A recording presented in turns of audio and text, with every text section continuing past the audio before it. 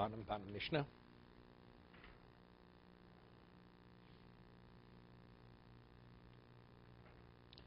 Omrlo, Masr b'nei Levi. There was an incident with people from the Shevet Levi, b'nei Levi, she'ochel l'tzor irat tmorim, v'chol echad mehem veivu b'pundok. We did this yesterday. One of them became ill, and they brought him to an inn. Veivu b'pundok, u'b'chazrosim ol b'pundok is. So they said to the innkeeper, the woman, "Where's our colleague? Where is he?" Numislem. She nodded with her head. Mess. He died. V'kavartiv, and I buried him. That's what she said. Based on what she said, this non-Jew, we'll see, the Gemara says, now the Gemara explains, she's a shiksa. They allowed below te kohenis kibendokis. A kohenis should be any different than this woman, than the bedokis. So therefore, as she's believed, so why should a woman be believed?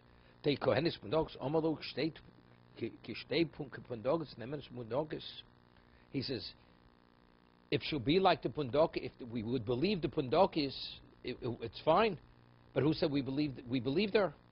He said, Mor said, makloi v'tarmilo v'sevator shoyibedo, because she had other things to support her position. He took out his personal effects, his walking stick, his tarmilo, where he kept his food, and a Sefer Torah. That was the indication that he actually died.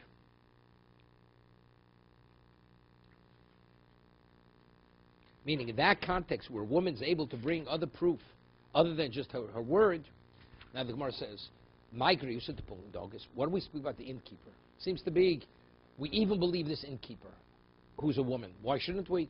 Amar Avkan Pundokas Ovedis Kochavim. She's a shiksa. Ha'hoyso u'misich lefitum hoyso. And it was in passing, meaning she didn't specifically intend to give testimony. She said, "Ze maklo, ze tarmilo, ze kevish gvartibo."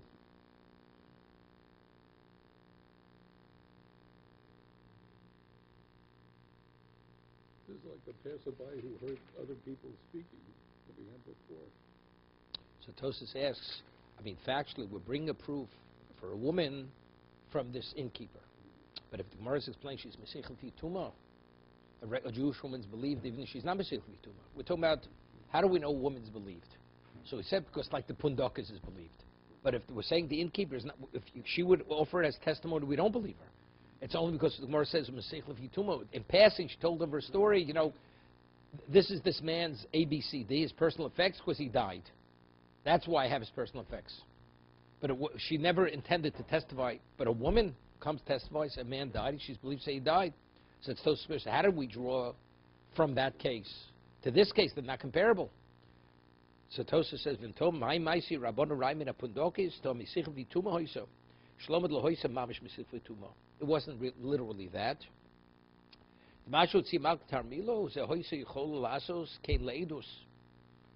He says, even if it would be, she had that kind of proof, it could be actually testimony. Reb Kiva Amalhem, Keidze Rai, Devari Einloch, Mesich Levi Tuma Godel Mizeh, came in the Chi, Chazdinu Bachyo, came Mashkutzas Bushalmi, the Koma Osu Oso Kibisif Tuma. They gave her the status like she's a Mesich Tuma, because she had all the other indicators. Mashal Hoysa Mamish Mesich Tuma, Avol Mishmivin Raya, the Logora, Meirechod, but we'll bring a proof that she's not worse than a single witness. Okay. Chaitoni Abba Breder of Yumi Barchia Pedokas of Irskoch Moiso. He learned she wasn't Jewish. If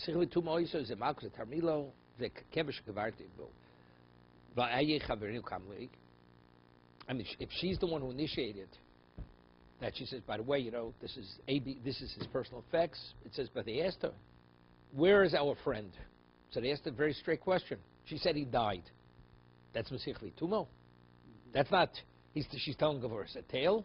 They asked her a question. She's answering the question. She said he died. So how do we even depict this as Masich V'tumo? That's the first question. What happened? They saw her crying. They came in, they saw her crying. They said, when they saw her crying, they asked, where's our friend? So,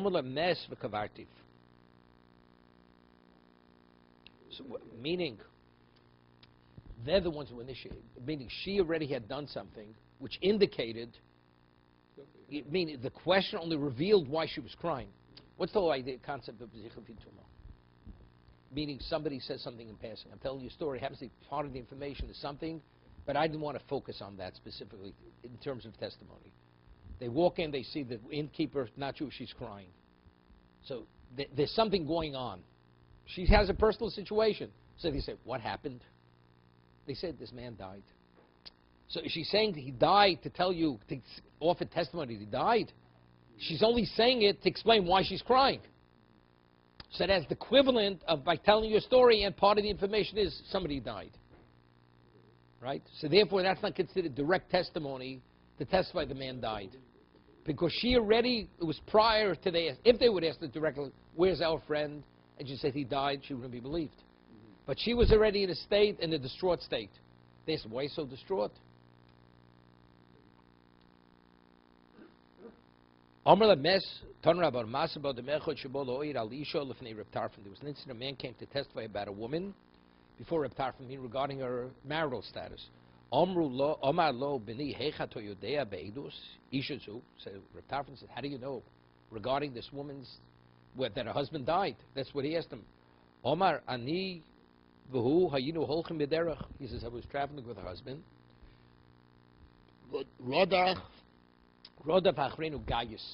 And marauders, they started to pursue us. And as we ran, he was pierced with an olive branch. Uposhchoi. What's poshcho? Ochas benov shelteinu poshcho lasus min amakil. Poshcho niskaf. Nitko. He wanted to grab onto an olive branch, and what happened? And he was pierced he was killed. He was pierced. He was v'nitle b'yuch shel zayis poshcho v'hechzir es hagayis lachorov.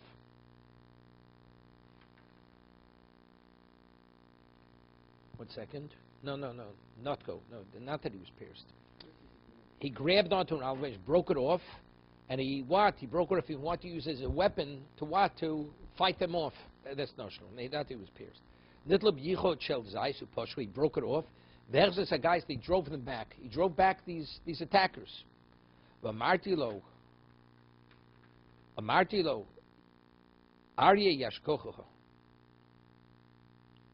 So I said to him, one second.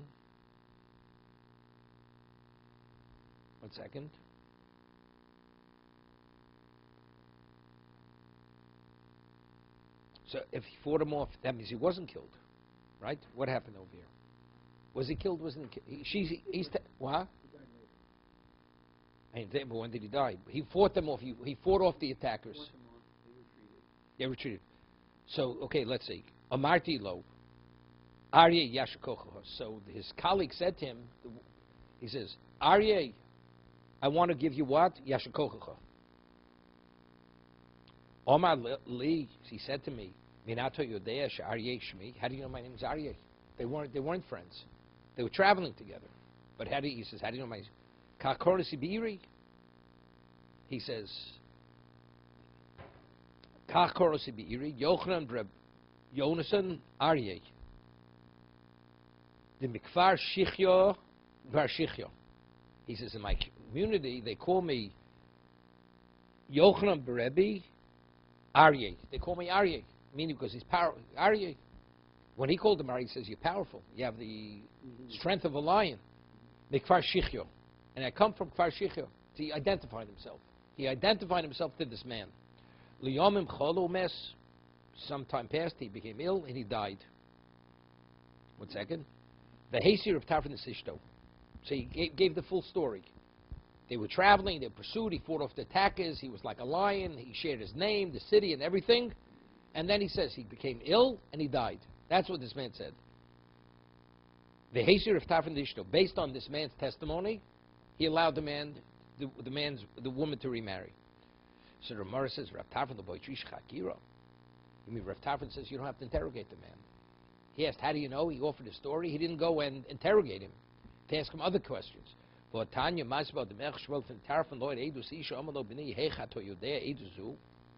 He asked him, how do you know this testimony? Omalo, anivu hayu holchem bederech rodvach reinu gaius little bichotein poshchu v'hersir sagais lachorav. Omarti lo yashkocho arye. Omalo yofak yivantu l'shvish kachkorno sibiiri yochen ben yonason arye dem karshichi yom cholov mes.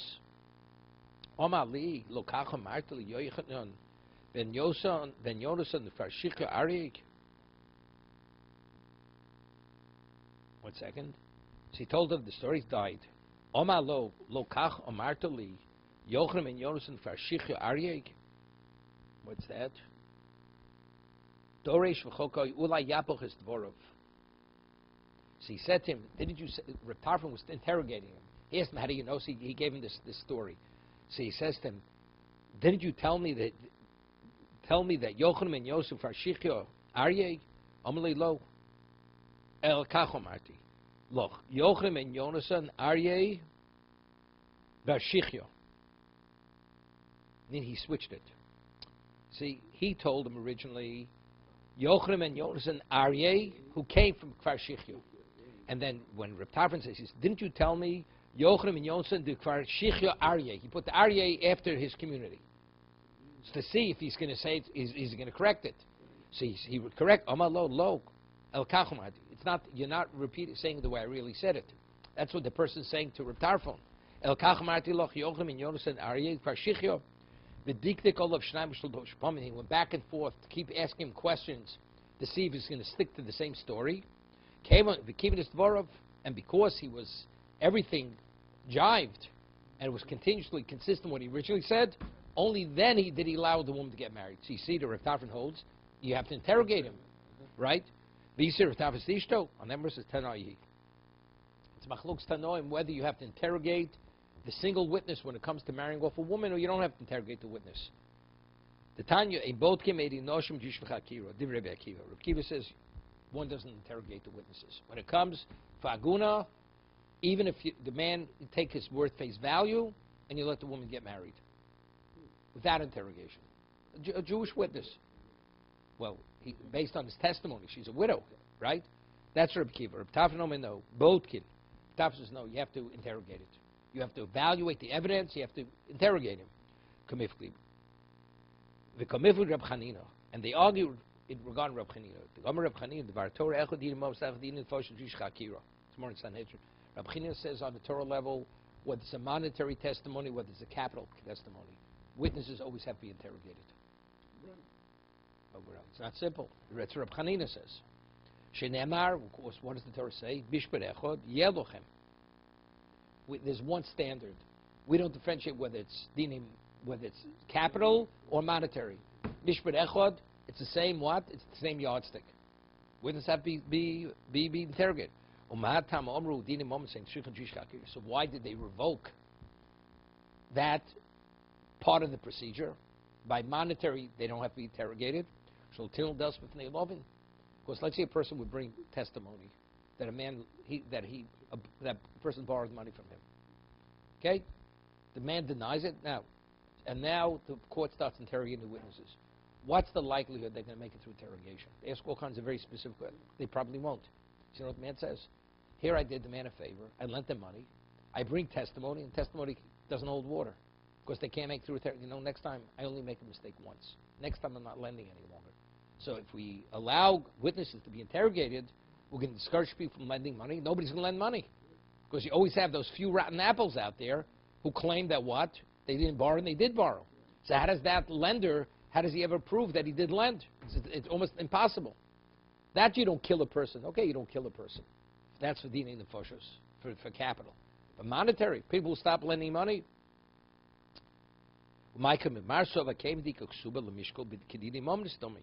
Since over here, what is it? Over here, what are we dealing with? A woman, if she's permitted, she's a widow, she collects a ksuba. So what do I deal with it? You deal with like monetary. So therefore, as by monetary, we don't interrogate the witnesses. We don't interrogate. See it here also. But since we're permitting a woman to remarry, so what are we focusing on? The monetary aspect of it, or she's permitted to remarry? That's the argument. So if you look at it like Dina Foshos, because she's a married woman, permitting a married woman to, you You have to interrogate the witnesses. Omer Ablazer Mechaniyat HaMechamim. We'll leave this for this year. Just a question. So when a person is attacked, do we see it like a situation of war that we go? No. If somebody comes back after No. He didn't die. He didn't die by the. He died afterwards. He's on his deathbed. But let me ask you the question. So if you're attacked by bandits, and one person comes and said, well, so-and-so... He was wounded. He wouldn't be believed. He would not. It's the same thing like in a battle. Same thing. Okay, we start Ksubis. Should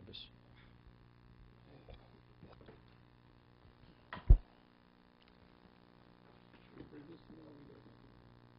No, we don't have to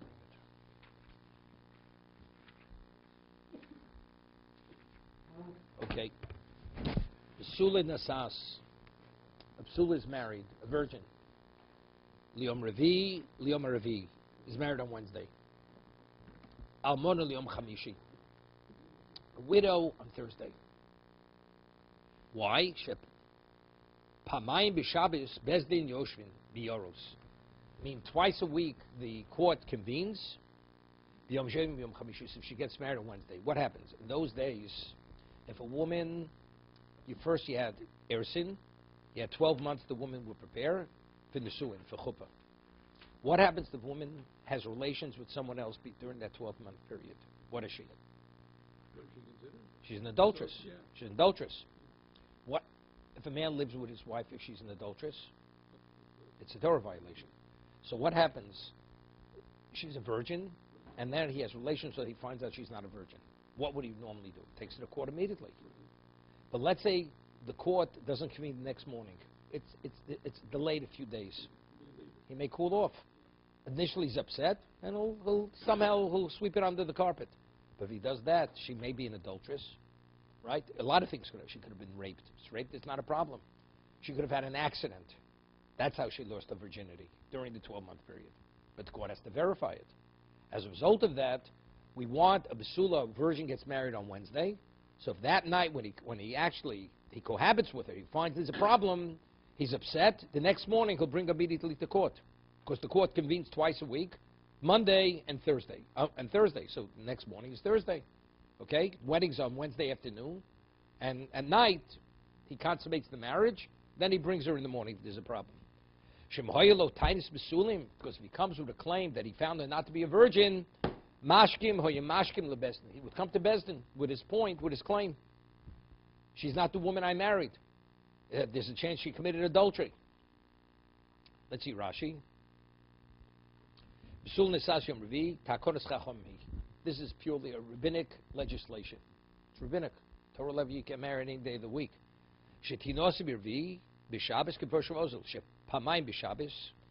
Twice a week the court would convene.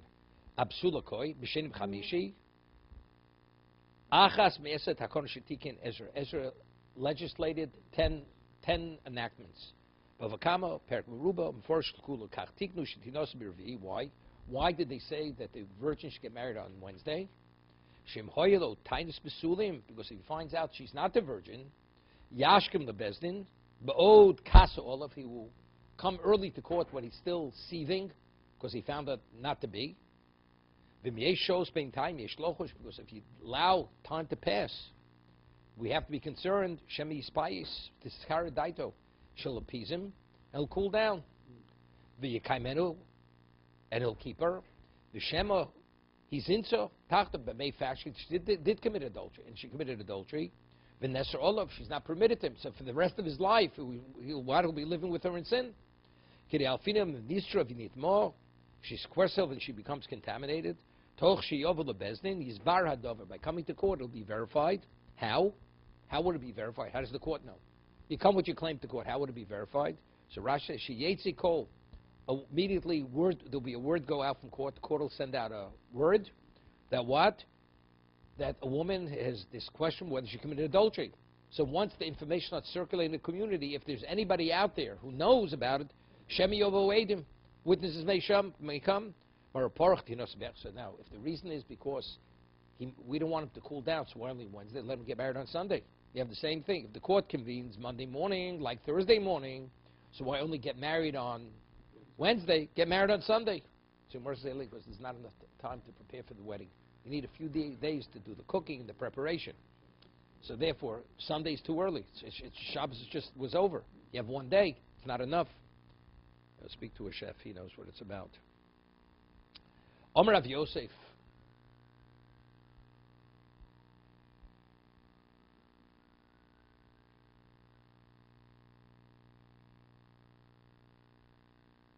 So Tosas asks, I'm okay, he quotes the one later. So why can't you why do you have to get married on Wednesday during the daytime? Get married Thursday night, right? And then afterwards, everything should be after sundown. He'll consummate it at night, do everything at nighttime. No. Same thing. No. She gets married on Wednesday. What's Wednesday? What's the day that follows Wednesday? When does Thursday begin? At nighttime. So get married at nighttime. Let the chub be at nighttime, which is Thursday. And then afterwards, he'll consummate it that night. He'll come next. What do you do with why only Wednesday? You could delay it. Get married a little bit later. Everybody comes home from work. You don't have to rush. It's already Thursday, but you still the next morning. He'll still have the next morning. That's what Tosa says, because there's no ksuba that there aren't issues. It's a financial document. Her father wants, she wants, he doesn't want. You know, you'll be busy bickering all. By the time you finish bickering, the night's over already. You need more time because when do you write the ksuba? Before the wedding, before the chuppah. So if you start writing it on Wednesday, you work out all the issues till Thursday night comes. You start writing the ksuba Thursday night. By the time you finish bickering and trying to resolve things, the night's gone. So you're not going to be able to get married Thursday night. So we start earlier on Wednesday, so the ksuba's in place, so you should be able to consummate the marriage Thursday night. That's what Tosas brings to Gemara later. No.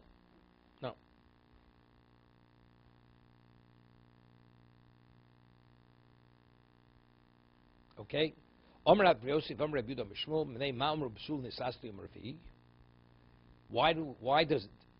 Rav Yud said they Mishmul? Why does a psula get married on Wednesday? Because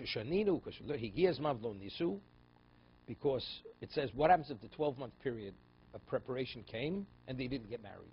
For whatever reason, we'll say, let's say the husband's a Kohen. So normally, why could a wife of a Kohen need truma? Because she's married to a Kohen. Until chuppah, if she's only in a rusa, rabbinically she doesn't need truma. Doesn't need. Because there's a concern that she may feed it to her family. She's permitted. But since until chuppah she hasn't entered into her husband's domain yet, so where's her residence? Her residence with the family. So if it's the family, and if she's going to be eating truma, which she's allowed to, she's going to share it with her family. And her family are not Kohanim. She can, but rabbinically not. But what happens if the 12-month period's up? Do we suspend the rabbinic restriction? Because now he has to provide for her. It was delayed. Why was it delayed? Let's say he wasn't well. He was out of town. You know, something that's your problem. That's not her problem. She has a right. The wedding should have taken place. You have to start supporting her and even giving her truma. We're not going to be concerned. Ochlis b'shelo, they eat. He has to support her, sustain her. Ochlis b'truma, yochli yizman bech b'Shabbos. What happens if the 12-month period was up on Sunday? They had the ersin on Sunday. 12 months later, Sunday, right? Yemal mizonos. He has to start feeding her until, and because when's the chuppah going to be? On Wednesday. L'kavshni b'sul nisas b'yom right? 1 second.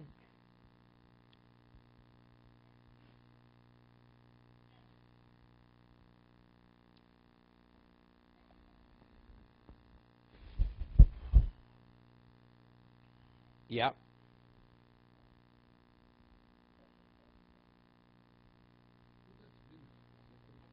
What? Yeah, it's a minute. That's what they did in those days. So let's say, like I said, the 12 months are up, and he's not ready to get married. It's not her fault. It's his fault. He says, I'm tied up. So what do you mean? So because you're tied up, you can't deny her what's rightfully hers? So it's like a patch. You have to start. It's not a patch. It's not a patch. What kind of patch? You have to start supporting her. Because that's the agreement. Even though you're not married, you won't be married for another 5 days, but you have to start supporting her. It's not a patch. You want to set it off? Really, you should be married today. Okay. So you have to start supporting her. Okay? So it's not just the timing custom, getting custom restoration. And wait, because a psula, since she was never married before, she needs that amount of time to prepare for the wedding. Okay? Set up house. No, because she was married before. Firstly, she has things from a previous marriage and so on and so forth. Give her 30 days. 30 days preparation. Okay? Excuse me.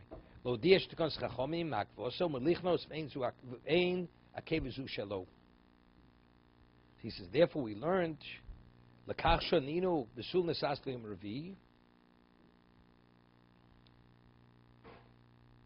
therefore what? Amrav Yosef Mori da Avrom Toli Tana B'lo Tanya. Yeah. Toma al Divri Rabo Vami Mori da Avrom Maze Hoya Lishmuel Lomar Kain. Lo Checholi Yosef Shochach Talmudo V'Toel Dvor V'Rishon. Meaning, Rav Yosef, he wasn't well and he forgot his learning. Shmuel was his Rebbe. See, Shmuel was said over the name of Shmuel that what? Therefore, because what does he have to start feeding her? Maybe he should have to feed her immediately. He doesn't feed her on Sunday. He starts feeding her on Wednesday, right? Since rabbinically you couldn't get married on Sunday in either case. So you can't say, well, if you would have gotten married, you would have fed her. On Sunday could have gotten married. See, even though the 12-month period's over. So Rav Yosef heard this. He says, Toli Tanya B'lo Tanya.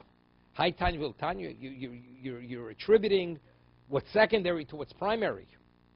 Tanya v'Tanya, both prices. Elotoli Tanya the meforish taima, but Tanya lo meforish taima.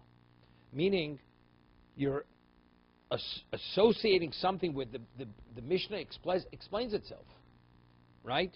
To something which the Mishnah doesn't explain itself. Toli Tanya, Tola Tam Mishnah, Shnuya b'Mishnah, She'enu Shnuya. Right? Our Mishnah says, when is a woman married? A woman cannot get married until Wednesday. The other brisa says that what? It says he gives ma v'lo ochlu.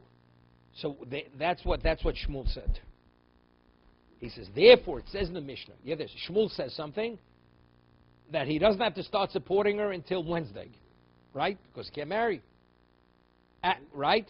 He says, and therefore we say you can't get married till Wednesday. Is that why it's just the opposite?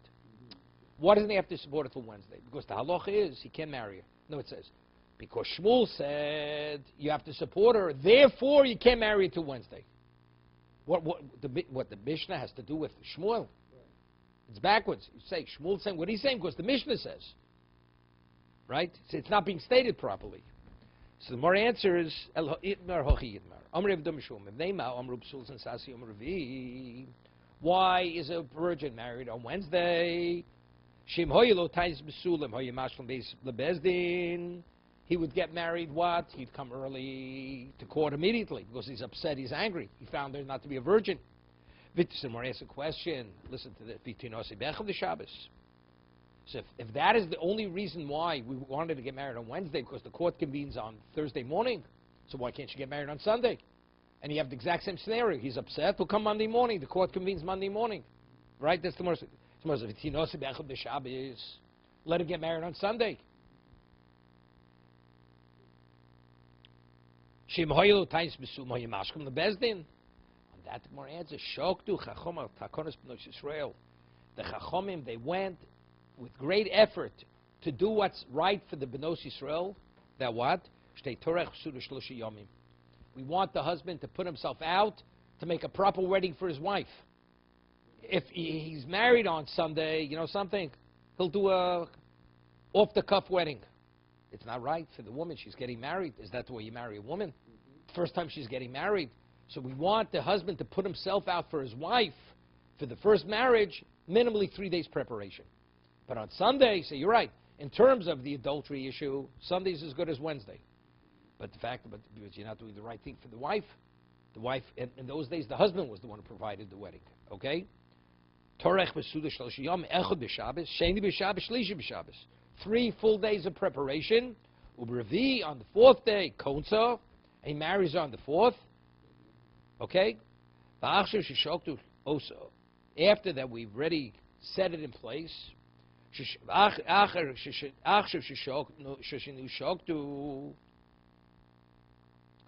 He says,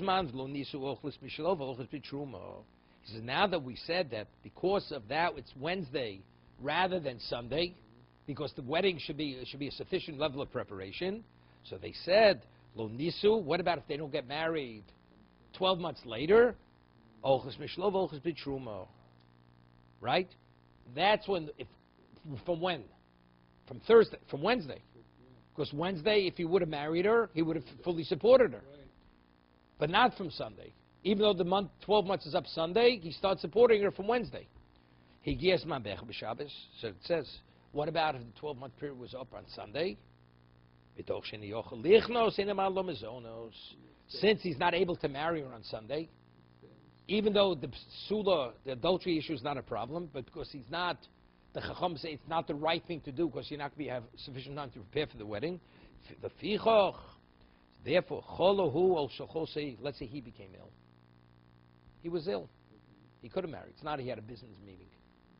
Physically, he wasn't up to getting married. Or she became ill. Oh, she pierced a needle. Let's say it came the day, and then she menstruated. So therefore, he couldn't consummate the marriage. You hear what he said? Therefore, he became ill, she became ill, or she became a menstruant. Yeah, he doesn't have to feed her. He doesn't have to feed her. Because it's not he would have wanted to marry her. When do we say you have to start feeding her and providing for her? That's only if you could have and you chose not to. But if it's an onus, meaning it's something beyond his control, he became ill, she became ill, or she became a nida, then you don't have to. You don't. Because you can't fault the husband. You can't fault him, right?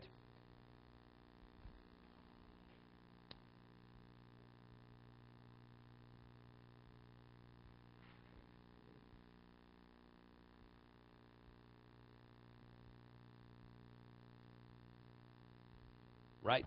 The last statement, that's Rav Yosef says. Therefore, Rav Yosef says, Cholahu, therefore, if he becomes ill, or she becomes ill, or she's piercing nido, eino man lo mizonos.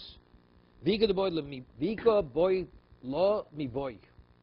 Others pose it, where Rav Yosef said that if he becomes ill, she becomes ill, or it's something beyond that control that they can't get married, he doesn't have to start supporting her. But he says, factually, it's not so simple. Not simple. Other pose that as a question. Ika boy lo mi boy. Cholahu, mao. What happens if he becomes ill? He said, well, he can't get married. Said that's your hard luck.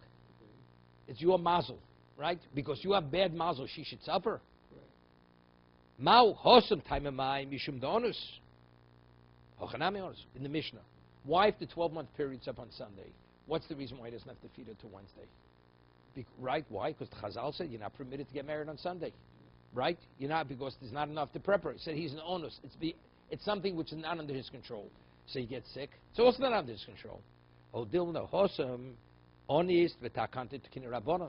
Why can he get married on Sunday? Because it's because of a rabbinic legislation. It's a rabbinic enactment that you're not permitted to get married on Sunday, even though the adultery issue is not the issue because there's not enough time to prepare for the wedding. Right? Hocha, lo. But here is because of rabbinic enactment. The reason why you're not able to get married because you got sick. The husband became ill. The chassan, the groom. And if you're going to tell me that when he becomes ill, he still has to provide because he's at fault, right? What about if she's the one who's sick? It's not his fault, it's her fault. I mean, the husband says, I'm here, I'm ready to get married. You're not up to it. So you're going to fault me that I have to start supporting you where it's not attributed to me, it's attributed to you? You know what he could say? She said, what happens if a person has a field and the field becomes inundated as a result of a flood? So you say, well, it's not my problem, it's the field's problem. What is the field's problem? It's your property. Factually, she's meant to be your wife. Right? You already married her. Now you're going to complete the marriage and go to chuppah. Now she becomes ill. So whose problem is it? It's the husband's problem. It's your problem, so you got to feed her. Okay? What about piercing needle? What about she becomes a menstruant? What do we have to say that as a separate discussion? Mao, we want piercing needle Mao. Bishas vestel tiboilo. Let's say on the calendar, the date is her menstrual cycle. That's not a question. They can't marry her. That day was never meant to be married. Right? What happens if she was not a menstruant? And all of a sudden, she menstruates. She menstruates. So that's similar to what? Like she became ill. She became ill. Wait a second. Mar says, B'shas vesta lo tiboy loch. Lo machi over Lord stop chosadeu. You can't say it's your hard luck. She can't say to the husband, right? Right? Lo machi umbra lei stop chosadeu. It's your mazel. It's your mazel that I became ill. Right? But it's a regular life cycle, right? Menstrual cycle. What happens if she menstruated not when she wasn't supposed to menstruate? So that's similar like what? Why did she menstruate? You know why? To deny him. But that's his mazel. So again, is having the menstruation is that the equivalent of getting sick. Since it didn't happen when she normally menstruates, she could say it's your hard luck. Your mazel caused this problem. Or to say, this is not something abnormal. People are normally healthy. A person gets so sick that they can't get married, that's out of the ordinary. But people, they change their cycles. Even though a person has a fixed cycle, things change from time to time. So she can't blame him. It's your mazel. What do you mean? This is part of the natural function of a woman. Sometimes she shifts from one day to another day. Even with Ves Kavua, even when you have a fixed day, the times that the day shifts to another day. So it's not considered abnormal. So she can't blame it on him. Right? Odilma, since we see women, they change their cycle, it fluctuates, or it goes from one day to another. Therefore, what? She can't blame him. And therefore, he doesn't have to feed her. He doesn't have to start supporting her. Because she can't blame him. It's your mazel. Pasha Rav Achoy, so Rav Achoy resolved the question. So we had a number of questions. Cholahu, if he becomes ill, there's no question he has to feed her. Cholsehi, we said he has to feed her because she says it's your mazel. It's like a person's field becoming inundated. Pirsanida was questionable, right? Even though it happened not at a time that she was meant to menstruate. Do we see it's something abnormal, therefore again, that's like she became ill? Or do we say no, since it's not unusual, things shift from day to day, therefore you can't blame him. You can't say it's his mazel. So Rav Acha, he resolved. It says in the Mishnah in Ksubis, Higiyaz man lo nisu. It says the time came, 12 months came, and they didn't get married. Ochlis mishlov, ochlis mitshuma. Right? It says the time came and they did not get married. Ochlis mishlov, lo nasu loktoni, elo lo nisu. Right? 1 second.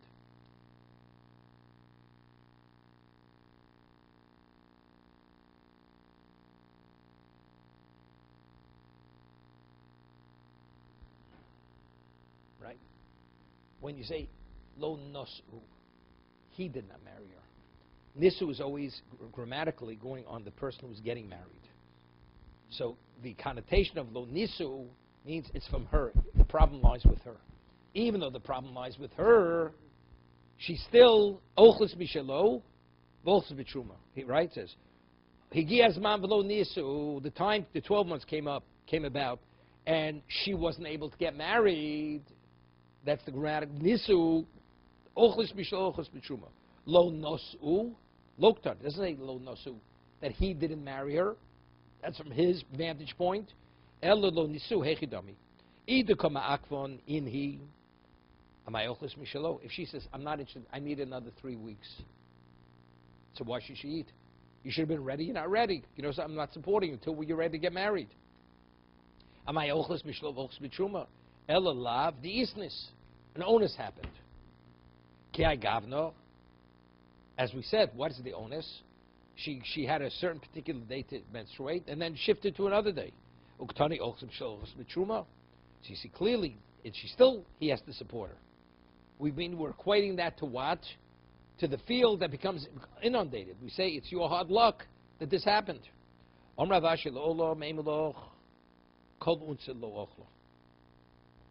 you, any onus, whatever the reason is, he does not have to feed her. 1 second. really it should say even lo nosu. Even if it's from his point, right? Vaidit toni reisha b'diti, toni nami seifa b'diti.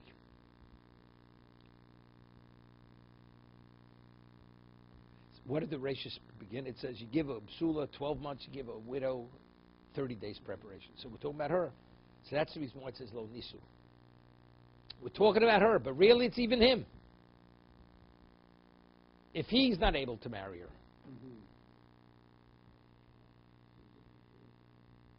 No, because he's sick. He got sick. He doesn't have to feed her.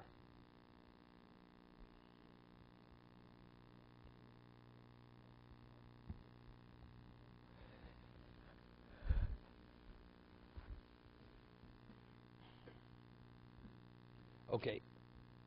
Omar Robalin git neino kain.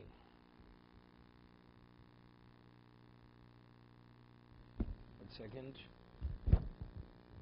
Afiro koi tashmin shakevis onis putros bin Amazonas lin git ein atinus onis moelos.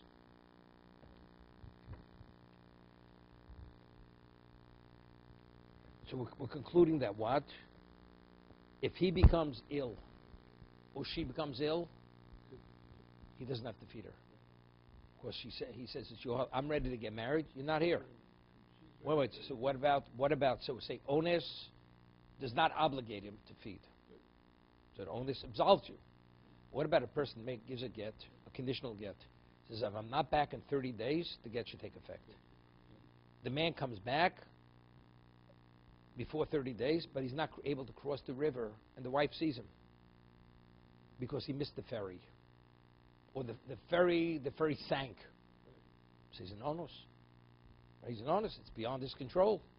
So we say, when he's an onus regarding support, we don't fault him. You don't have to feed her. What about a person gets a get, and because he's an onus, and he's not able, let's say he says, within 30 days I'm going to pay you the money. Now the man gets hit by a car, and he's not able to deliver the money to the wife in 30 days. Right? It's an onus. Do we say similarly? You know something? We can't fault him. So maybe the get shouldn't be a get, because he didn't meet because he wanted to meet the condition. He wasn't able to meet the condition because it's something beyond his control. Are they comparable? They're not comparable, right?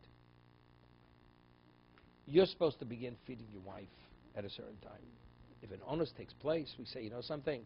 It's only if you're able to get married. If you're able to get married, then you have to start, and you choose not to marry her. But if you want to and you can't, we don't obligate you to support her. It's only if she could have and you denied her, right? When it comes to a get, the person says, in 30 days, the get should take effect, and I will give you 30, and I'll give you a certain amount of money. Okay, that was the Tanai, and then he's injured, and he can't be to pay the money in the 30 days. He wanted to pay it. But factually, did he pay it? No. So factually, he didn't meet the condition. He didn't meet the condition, you understand? Regarding the obligated support, why do we say you have to support after when the wedding's up, when it's time to marry her? Rabbinically, this is you have to support your wife. So therefore, what about if you're not able to get married? And it's not your fault, it's an onus. Then we don't obligate you. If you could get married, we obligate you. If you can't, we don't obligate you. But here, factually, for whatever reason, you didn't fulfill the condition. The condition wasn't fulfilled. So if the condition's not fulfilled, the get's a get. That's what he says. Omar Rovo.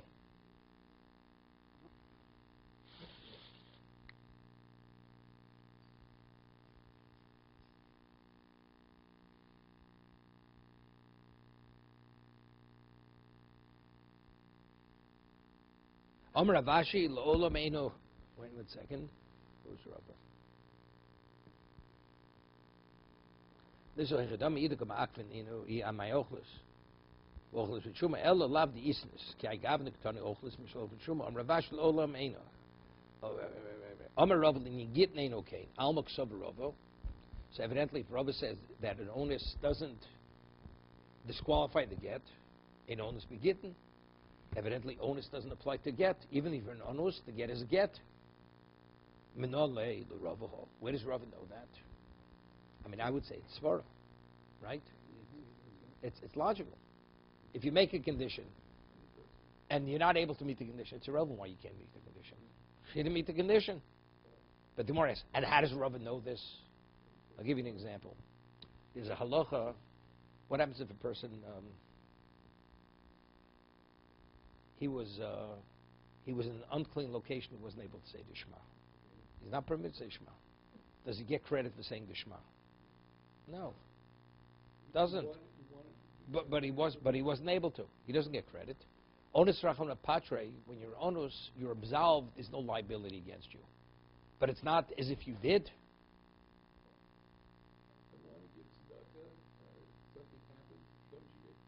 Yeah, but it's not credit that you did the mitzvah. It's not that you did the mitzvah. We're saying, did you put a person, let's say a person had a pair of tefillin, and somebody steals the tefillin, he has no tefillin to put on. He's an onus. There's no claim against him. And he's not able to locate another pair of tefillin for a week. Does he get credit for wearing tefillin for a week, even though he's in the state of onus? It's beyond his control, right? So by get, if you make a condition, and something beyond the person made the condition, he's not able to meet the condition. Rava says the condition, the get is a get. Because factually you didn't fulfill the condition to us. How does Rava know this? How does he know it? It's like not putting on tefillin.